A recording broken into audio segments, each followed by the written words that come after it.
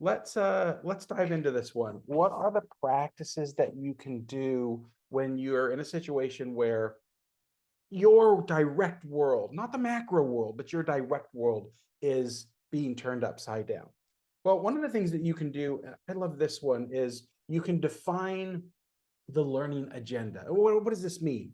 Well, it's all of the things that what you want is you want a leader to articulate. Oh, I'll wave that around if I don't put that down. But actually, we should admire your art for just a second. This one's not as ugly as the other ones. You want to clarify for people what is known and what isn't known, because that what isn't known category is really what everybody's anxious about.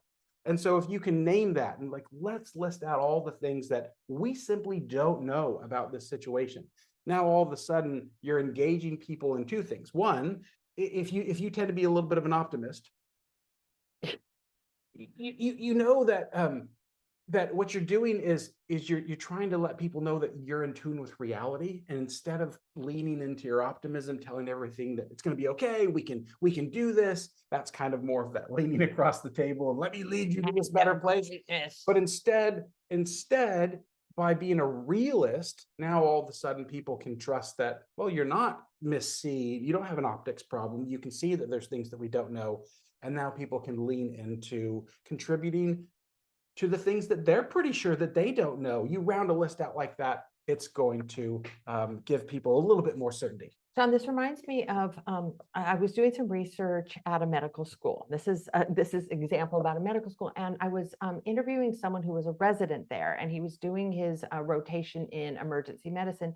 And he talked about this leader that he was working under and learning under. And it was this emergency physician.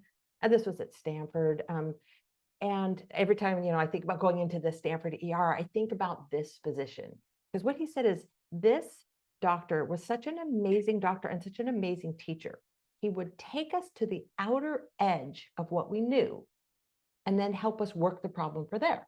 So here's an emergency situation. People are coming in, it's chaotic, a lot of uncertainty. And he'd be like, okay, team, what do we know? Okay, we know vitals are this, we know we've got a wound here, we know this, we know breathing is compromised. And he would just very quickly go, what are all the things we know?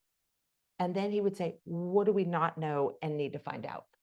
Okay, we need to get our, eyes on this. We need to get like maybe a fellow to come here on this. And this person said, I learned so much in that rotation. And I think that's what good leaders do, is like, okay, what do we know? What do we know? What do we don't know? And what do we collectively need to figure out? And sometimes figure out really, really fast, like in an emergency situation.